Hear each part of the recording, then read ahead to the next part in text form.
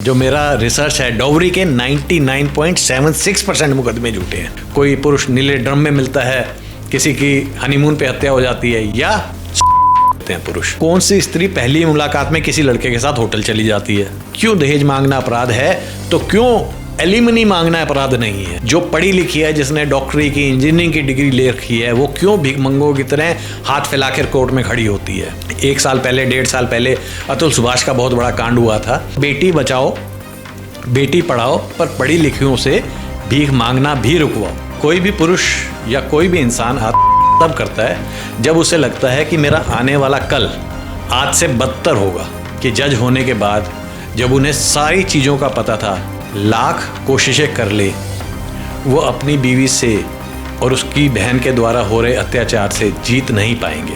Conflict के laws हैं, उसमें देख लीजिए, विक्टिम हमेशा महिला ही हो सकते, पुरुष विक्टिम हो नहीं सकता। आप देख लीजिए, मोलेस्टेशन देख लीजिए, डॉवरी देख लीजिए। अगर महिला इतनी भोली भाली है तो उसे क्यों बराबरी मिलनी चाहिए? तब उसे बराबरी, इक्वलिटी नहीं मिलनी चाहिए ना। कानून का दुरुपयोग करती हैं और धमकी देती हैं पुरुषों को कि हमारा कुछ नहीं बिगाड़ा जा सकता, हम इसके खिलाफ कुछ कर नहीं सकते। अगर हम कुछ करेंगे तो कल महिला मोर्चा वाले हमारे दरवाजे पे आकर धरना दे देंगे। एक दौर था जब अत्याचार के नाम पर कोई बात आती थी तो सीधा सा जाता था कि किसी महिला पर अत्याचार हुआ होगा। लेकिन वक्त बदला, दौर बदला, और आज हम इस मुहाने पर आ गए हैं कि अत्याचार का वर्ड आते ही, अत्याचार शब्द आते ही ये धारणा हो जाती है कि शायद किसी पुरुष पे अत्याचार हुआ होगा। जी हाँ, ये सब कुछ है एक ऐसे कानून के तहत हो रहा है जो महिलाओं को सुरक्षा देने के लिए किया गया था, उनको रक्षा कवच देने के लिए किया गया था। लेकिन आज वही सुरक्षा कवच उन्होंने एक हथियार बना लिया है। और आम तौर पर हमें देखा जा रहा है कि आए दिन कोई ना कोई घटना होती है जिसमें किसी पुरुष पर एक आरोप लगाए जाते हैं, उसकी पत्नी द्वारा, उसकी गर्लफ्रेंड द्वारा, या समाज में किसी अन्य महिला द्वारा। इसी चीज़ को लेते हुए जो कानून थे, जो महिलाओं की सुरक्षा के लिए थे, आज उन्होंने उसका दुरुपयोग शुरू कर दिया है, जिसकी आज पूरे देश में दिखाई दे रही है। अभी हाल ही में आपने देखा होगा कि एक जज साहिब ने भी अपने पारिवारिक कलेश के चलते अपनी जीवन लीला समाप्त कर दी। इन्हीं तमाम मुद्दों पर पुरुषों के हितों की बात करने के लिए और इन्हीं तमाम मुद्दों पर बात करने के लिए मेरे साथ मैन एक्टिविस्ट शोनी कपूर जी हैं। चलिए बात करते हैं और जानने की कोशिश करते हैं कि आज की जो स्थिति है इसमें पुरुष कहाँ खड़े हैं, आखिर क्या हो गया, कितना बदलाव आ गया कि आज पुरुषों को बेवजह से कटघरे में खड़ा कर दिया जाता है। शोनी कपूर जी, बहुत बहुत स्वागत है आपका हमारे चैनल पर। और आज मैं जानना चाहूँगा कि आज जो स्थिति आ गई है, अभी हाल ही के अंदर एक ताज़ा मामला आया है जिसमें एक युवा जज ने, जो कानून के ज्ञाता थे, जिनको कानून का संरक्षण भी प्राप्त था, आखिर क्या हुआ कि उन्होंने अपनी जीवन लीला समाप्त कर दी। इन्हीं तमाम चीज़ों पर बात करने के लिए, क्योंकि आप बहुत बड़े मैन एक्टिविस्ट हैं, आपने पुरुष आयोग के लिए भी बड़ा संघर्ष किया है, आप महिलाओं के अत्याचारों के खिलाफ पुरुषों के साथ खड़े रहते हैं, तो हम जानना चाहेंगे कि आखिर ऐसा क्या हुआ और आज स्थिति क्या है। धन्यवाद आपके चैनल पर मुझे बुलाने के लिए। देखिए, कोई भी पुरुष या कोई भी इंसान तब करता है जब उसे लगता है कि मेरा आने वाला कल आज से बदतर होगा।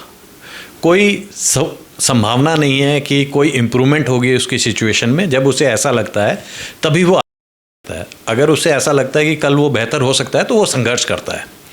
आपने बात करी जो अभी कल परसों एक जज साहब ने की है उसके विषय में, ये कोई पहली बार नहीं है कि किसी पुरुष ने इन कानूनों के दबाव के चलते आता है। हालांकि इन पे भी कोई अभी केस नहीं थे और ये खुद जज थे। समझने वाली बात ये है कि जज होने के बाद जब उन्हें सारी चीज़ों का पता था, तो उन्हें ये भी पता था कि वो चाहे लाख कोशिशें कर ले, वो अपनी बीवी से और उसकी बहन के द्वारा हो रहे अत्याचार से जीत नहीं पाएंगे। इसमें जो उनकी बहन है, जो लड़की की बहन है, वो खुद एक IAS ऑफिसर हैं और शायद वो जम्मू में पोस्टेड हैं, और इनकी जो पत्नी है वो खुद एक जुडिशल ऑफिसर हैं। तो ये सब देखते भालते जब वो समझे होंगे कि वो जीत नहीं पाए होंगे, तभी शायद उन्होंने ऐसा कदम उठाया होगा। पर ये कोई पहली बार नहीं है। नित्य हर दूसरे चौथे दिन अखबारों में, सोशल मीडिया पे इस तरह की खबर छपती रहती है। अभी 1 साल पहले, 1.5 साल पहले अतुल सुभाष का बहुत बड़ा कांड हुआ था, जिसमें हमने देखा कि अतुल सुभाष करने के बाद 1.5 घंटे का ऑडियो एंड वीडियो नोट होने के बाद उनकी वाइफ को मात्र 5 दिनों के अंदर बेल मिल जाती है। एक और अभी घटना आई थी जिसमें एक मर्डर केस था रघुवंशी का, इंदौर का, जिसकी नॉर्थ ईस्ट में ले जाकर हत्या कर दी गई। उसमें उसकी बीवी को मात्र कुछ महीनों में ही बेल मिल जाती है। इन्हीं चीज़ों को आप उल्टा करके देखिए, अगर एक जुडिशियल ऑफिसर ने की होती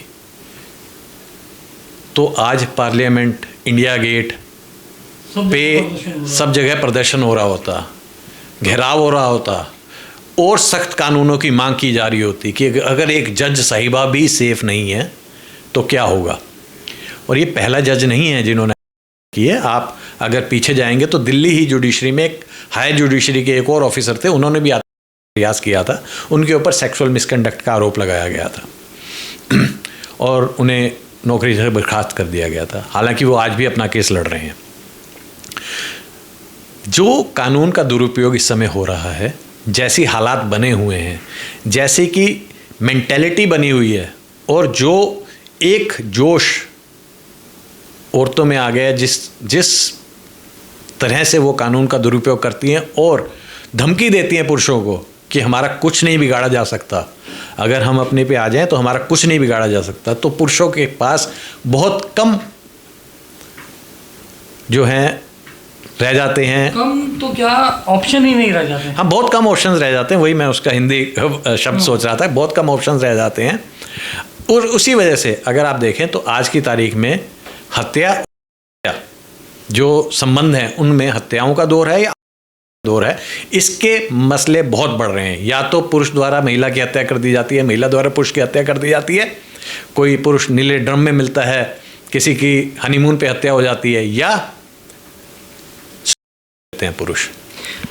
शोनी कपूर जी, मेरा एक जो प्रश्न है वो यही है, जैसे आपने कहा कि या तो पुरुष महिला की हत्या कर देगा या कर लेगा, लेकिन जो अपराध होता है, कोई भी अगर हम कहें क्राइम, वो जेंडर बाइस नहीं होता, अपराध का कोई अपना जेंडर नहीं होता, तो आखिर क्यों हमारा कानून जेंडर बायस है?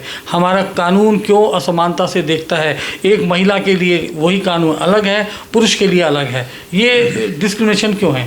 ये तो कहना ही गलत है कि कानून में लिंग का मतभेद नहीं होता है।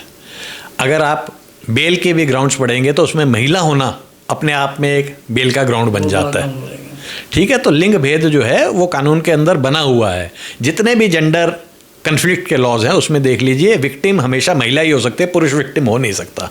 आप देख लीजिए, मोलेस्टेशन देख लीजिए, डॉवरी देख लीजिए, एक बाइगेमी शायद एकमात्र ऐसा कानून है जिसके अंदर पुरुष और महिला दोनों ही आरोपी हो सकते हैं, पर उसमें भी महिला के खिलाफ जो आरोप हैं बहुत मुश्किल लगते हैं।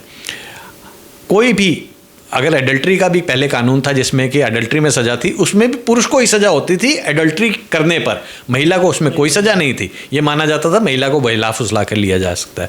तो इसमें ना मेरा एक प्रश्न और आता है कि फिर किस बराबरी की बातें करते हैं ये महिला ग्रुप्स, किस तरह की? अगर महिला इतनी भोली भाली है तो उसे क्यों बराबरी मिलनी चाहिए? तब उसे बराबरी, इक्वलिटी नहीं मिलनी चाहिए ना। जब इक्वलिटी कानून में नहीं है उसके खिलाफ, जब उसके लिए स्पेशल ग्राउंड्स बनाए गए हैं, तो उसे कहीं और इक्वलिटी क्यों मिलनी चाहिए?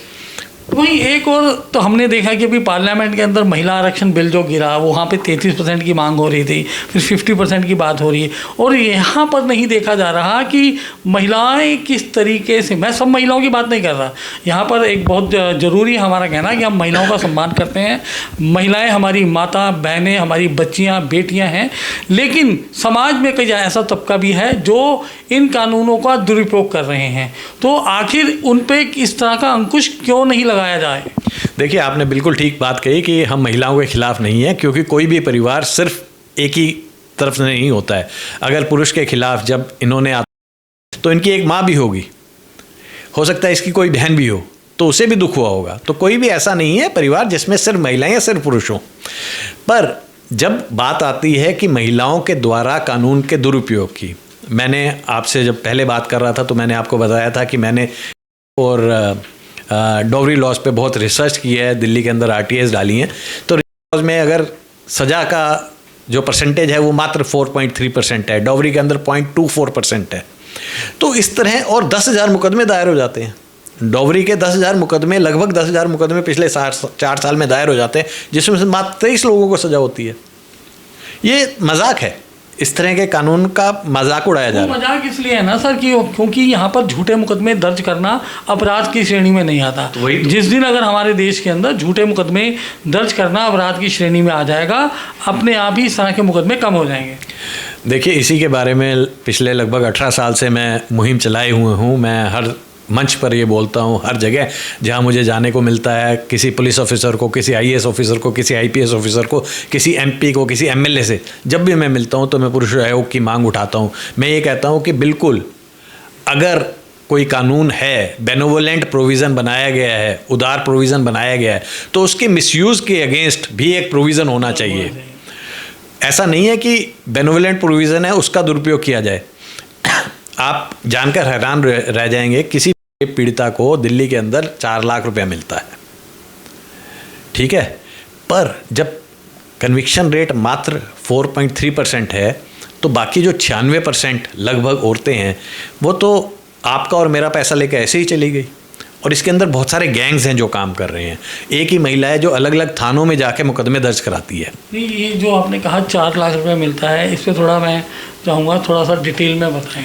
देखिए, दिल्ली लीगल सर्विस अथॉरिटी की एक स्कीम है जिसके अंदर विक्टिम को एक कंपनसेशन दिया जाता है।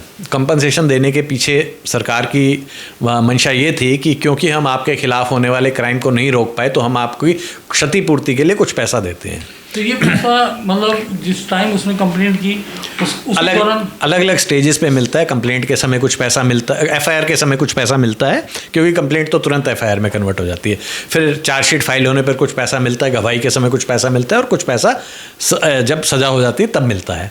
तो ये इसका पूरा एक मैकेनिज्म है, उसमें कुछ एक एप्लीकेशन भी लगानी पड़ती है। यही वजह तो नहीं हो सकती कि इस केसेज हैं या इस तरह के जो केसेज हैं वो बढ़ रहे हैं, ये भी एक वजह हो सकती है, क्योंकि बहुत बड़ा ह्यूमंगस अमाउंट दिया जा रहा है।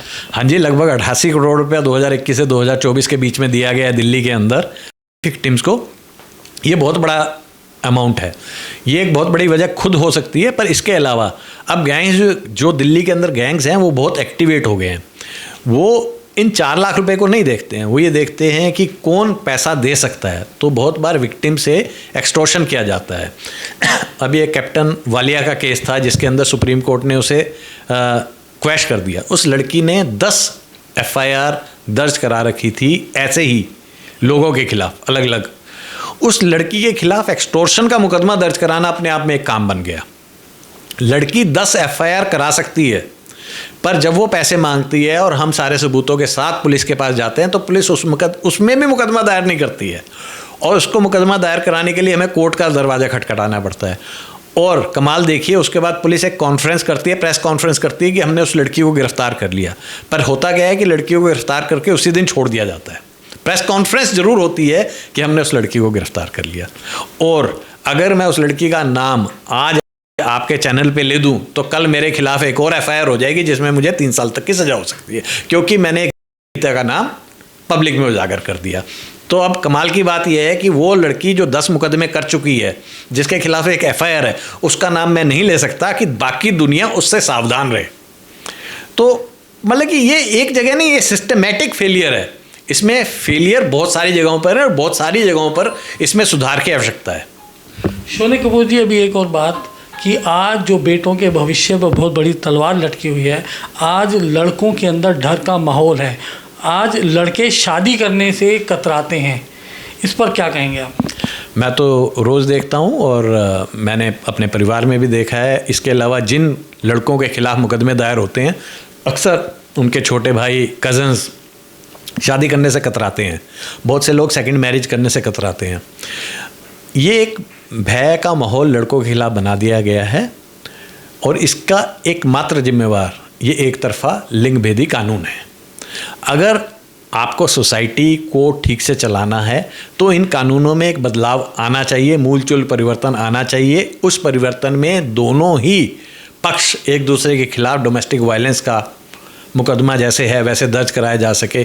क्यों दहेज मांगना अपराध है तो क्यों एलिमनी मांगना अपराध नहीं है? क्यों एक शिक्षित लड़की जो पढ़ी लिखी है, जिसने डॉक्टरी की, इंजीनियरिंग की डिग्री ले रखी है, वो क्यों भिखमंगों की तरह हाथ फैलाकर कोर्ट में खड़ी होती है? मेरा तो ये कहना है ऐसी स्त्रियों के खिलाफ भी कार्रवाई होनी चाहिए, क्योंकि उन्होंने सिर्फ अपने पति से डॉवरी नहीं मांगी है, उन्होंने हमारे देश में एक डॉक्टरी की, एक इंजीनियरिंग की, एक किसी प्रोफेशनल कोर्स की सीट बर्बाद की है, जिसमें अगर एक पुरुष ने डॉक्टरी की होती, इंजीनियरिंग की होती, प्रोफेशनल कोर्स किया होता तो वो एक परिवार को चला रहा होता। पर आपने पढ़ाई की, 10-20 लाख सरकार ने लगाए एक डॉक्टरी की डिग्री पे आपके ऊपर स्पेंड किए, इंजीनियरिंग में आपके ऊपर स्पेंड किया गया सरकार के द्वारा, और आप आखिर में खाली हाथ पर हाथ धरे बैठे रहते हैं और उसके बाद भीख मांगते हैं कोर्ट में। तो बेटी बचाओ, बेटी पढ़ाओ, पर पढ़ी लिखियों से भीख मांगना भी रुकवाओ। शौर्य कपूर जी, एक और प्रश्न है आपसे, क्योंकि आप बहुत बड़े एक्टिविस्ट रहे हैं और आप पुरुषों के हितों की आवाज़ कई प्लेटफॉर्म से उठाते रहे हैं। अगर एक अनुमान के हिसाब से जो आपने वर्किंग की है, जो आपका पूरा डाटा है आपके पास, कितने प्रतिशत जो इस तरह के केसेस हैं 376 के या 498 के या उत्पीड़न के जो केसेस आते हैं, कितने % इनमें सच्चाई होती है, कितने % ये धुल जाते हैं? समय तो लगता है, बहुत बड़ा समय जाता है, लेकिन इनकी सच्चाई के बारे में बात। देखिए, मेरा तो ये मानना है कि अगर ढंग से लड़ा जाए तो इन केसेस के अंदर कोई सच्चाई नहीं है और पुरुष बड़ी आसानी से तो नहीं, लड़ भिड़ के बाहर निकल सकता है। अगर महिला आयोग से भी बात की जाए, NCW का डेटा उठा लिया जाए, DCW का कहना है कि 57% झूठे होते हैं, राजस्थान महिला आयोग का कहना है कि 66% मुकदमे झूठे होते हैं, तो वो भी खुद मानते हैं कि बहुतायत में मुकदमे झूठे होते हैं, पर फिर भी उनकी तरफ से कोई पहल नहीं होती है कि इन मुकदमों, जो झूठे मुकदमे, उनको कर्ब करने की कोई कोशिश की जाए। और यकीन मानिए, अगर झूठे मुकदमा है तो उसके जो दुष्प्रभाव है और पुरुषों पे तो पड़ते ही पड़ते हैं, वो उन औरतों पे भी पड़ते हैं जिनके केसेस कभी जेन्युइन रहे होंगे। अगर जेन्युइन केसेस में न्याय नहीं मिले तो भी ये अन्याय ही है। मैंने आपको पहले भी कहा, जो मेरा रिसर्च है, डॉवरी के 99.76% मुकदमे झूठे हैं और 376 के लगभग 96% मुकदमे झूठे हैं। तो 90 नहीं, 90 तो 10, वो भी देश की राजधानी की बात कर रहा हूँ, दिल्ली शहर की बात कर रहा हूँ मैं, दिल्ली स्टेट की बात कर रहा हूँ। और 1 साल का डेटा नहीं, 1 दिन का डेटा नहीं है, ये पूरे 4 साल का डेटा है। 2021, 1 जनवरी 2021 से लेके 31 दिसंबर 2024 तक का डेटा है ये। सर, अगर एक और बात की जाए, क्योंकि आप भी इसी फील्ड में बहुत काम कर रहे हैं, बहुत आपने काम किया, पुरुष आयोग की मांग जो आपने की है, पुरुषों के हितों की बात की है, और हम भी बहुत ग्राउंड पे रिपोर्ट करते हैं और इस तरह के केसेस आए दिन आते हैं, लेकिन जो एक बात निकल कर आती है, सभी स्टोरीज में एक तरह की कहानी होती है। लड़की आरोप लगाती है कि मुझे होटल में बुलाया गया, मुझे कोल्ड ड्रिंक पिलाई गई, उसमें टॉक्सिक कुछ था, मैं बेहोश हो गई। ये कहानी पूरी रटी रटाई एक ही तरह की होती है। देखिए, इसके अंदर ना एक जादू की गोली है जिसका जिक्र आता है। वो जो टॉक्सिक सब्सटेंस है, वो किसी पुलिस वाले को, किसी वकील को, किसी जज साहब को नहीं पता कि वो टॉक्सिक सब्सटेंस क्या है। तो ये जब भी कोई ऐसी घटना आती है तो मुझे तो लगता है कि ये सरेआम ही झूठी है। पहली बात तो, कौन सी स्त्री पहली मुलाकात में किसी लड़के के साथ होटल चली जाती है, जो कि मेरा कहना है। और दूसरी बात कि जब आपको कोई सब्सटेंस पिलाया गया, मुझे ऐसा कोई सब्सटेंस नहीं मिला जिसको पीते एकदम से लड़की बेहोश हो जाए या पुरुष बेहोश हो जाए। फिल्मों में तो होता था ये। फिल्मों में होता होगा, तभी तो आई हैं ये कहानियाँ। मुझे तो ये पता है कि मेरी रूट कैनाल का जब ट्रीटमेंट हुआ, डॉक्टर ने जब इंजेक्शन लगाया तो उसके बाद भी मुझे कहा आधा घंटा वेट करो। मेरा सिस्ट का ऑपरेशन में डॉक्टर ने इंजेक्शन लगवाया तो कहा जी 15 मिनट वेट करो। पर ऐसी कोई गोली खा लो और बेहोश हो जाए और उसके 2 घंटे बाद जैसे ही कृत्य खत्म हुआ आप होश में आ जाओ, ऐसी गोली तो भाई जादू की ही हो सकती है कोई। और ये सिर्फ विक्टिम को के साथ ही प्रयोग में आती है, उसका कहीं और प्रयोग नहीं होता। कोई किसी केमिस्ट के पास नहीं मिलती, किसी डॉक्टर को पता नहीं है इसका, किसी पुलिस वाले को पता नहीं है। और उसके बाद जब रिपोर्ट्स आती हैं, जब चार्जशीट फाइल होती है, तब भी पुलिस बंदे को पकड़ती है, इतना तोड़ती है, फिर नहीं बता सकती कि जो ये गोली कौन सी है। तो ये जो कहानियाँ हैं ना, और इस तरह की कहानियाँ बहुत हैं। जब आपको प्रॉपर्टी डिस्प्यूट में ऐसे मसले मिलेंगे, जब आपको पारिवारिक डिस्प्यूट्स में ऐसे मुकदमे मिलेंगे, तो उसमें पॉक्सो का यूज़ होगा, उसमें स्कूल से बच्ची उठा ली जाएगी। अरे कौन सा स्कूल बच्चा उठाने देता है आपको? कौन सा परिवार ऐसा होता है जहाँ से बच्चा गायब हो जाता है, उसको 4 दिन पता नहीं लगता? और कौन सा ऐसा परिवार होता है जिसमें 6-6, 8-8 महीने तक आपके बच्चे का दुरुपयोग होता रहता है और आपको पता नहीं लगता? और हद ऐसी है कि दुकानदार से अगर रेंट का डिस्प्यूट है तो एलिगेशन ये भी है कि उसने हाथ मिलाया, हाथ मिलाने मात्र पे पॉक्सो 8 का मुकदमा दर्ज हो जाता है। और मैं ऐसे FIRs आपको दिखा सकता हूँ। किसी भी MP से मिल लीजिए, वो ये नहीं है कि उन्हें नहीं पता है, अनभिज्ञ नहीं है वो, उन्हें पता है, पर वो कहते हैं हम इसके खिलाफ कुछ कर नहीं सकते। अगर हम कुछ करेंगे तो कल महिला मोर्चा वाले हमारे दरवाजे पे आकर धरना दे देंगे। और इतना डर अगर MP MLA को है, अगर इतना डर एक जज साहब को है कि जो लेते हैं, तो आप सोचिए आम पुरुष के अंदर, आम फैमिलीज के अंदर कितना डर होगा इसी बात को लेकर। और कमाल की बात यह है कि जब किसी पुरुष का मुकदमा ख़त्म हो जाता है, वो भी इससे किनारा कर लेता है। वो कहता है जी कि मुझे अपनी ज़िंदगी जीनी है, अगर किसी को पता चलेगा कि मेरे खिलाफ ऐसा मुकदमा था तो मुझे नौकरी नहीं मिलेगी। अगर मैं किसी धरने प्रदर्शन में जाऊंगा तो लोगों को पता चल जाएगा, मेरा सोशल बायकॉट हो जाएगा। तो स्थिति भयावह है और दिन प्रतिदिन और भयावह होती जा रही है। अगर इसके लिए अगर कोई काम नहीं किया गया, अगर कोई कानून में परिवर्तन नहीं आया, तो थोड़े समय में हमारी सोसाइटी पूरी तरह से बेजार हो जाएगी, टोटल ब्रेकडाउन हो जाएगा। और फिर इसका फ़ायदा वही लोग उठाएंगे जिनके लिए ये स्त्रियां एक फोडर हैं। क्या कहना चाहेंगे ऐसे पुरुषों को जो इस तरह के उत्पीड़न से गुजर रहे हैं? क्या अपनी जीवन लीला समाप्त करना ही एक हल है, या उनके लिए कोई और भी रास्ते खुले? देखिए, मैं किसी भी पुरुष से जो इस तरह के मुकदमे से गुजर रहा है, मैं उसे कतई नहीं कहूँगा कि आप करें, आप अपनी जीवन लीला समाप्त करें। क्योंकि आप रहें ना रहें, आप इस मुकदमे को झेलें ना झेलें, आपके परिवार को आपके बिना ये सारे मुकदमे झेलने पड़ेंगे। अगर आप अपने परिवार से प्रेम करते हैं तो इस मुकदमे को लड़िए, और इन मुकदमों को लड़ा जा सकता है। डेटा बताता है कि अधिकांश मुकदमे झूठे प्रूव हो जाते हैं अगर आप लड़ते हैं तो। आपके दर्द को समझने के लिए कुछ संस्थाएं हैं, आप उनसे जुड़ें। आप अगर अपने लिए कुछ नहीं करना चाहते हैं तो कम से कम और लोगों के साथ जुड़कर, आप अपनी जीवन लीला तो समाप्त करना ही चाहते हैं तो किसी कृत्य में जुड़ें, किसी ऐसे कर्म में जुड़ें कि आप इन कानूनों में बदलाव के लिए कुछ भागीदार बन सकें। जिस तरीके से एक तरफा महिला कानून इस देश की व्यवस्था को ख़राब कर रही हैं और इसका पूरा जो दोहन हो रहा है पुरुष समाज का हो रहा है, आज का युवा इससे बहुत पीड़ित है। आज का युवा डरा हुआ है। अधिकांश युवक शादी करने से परहेज कर रहे हैं। उनके मन में एक अलग तरह से डर है।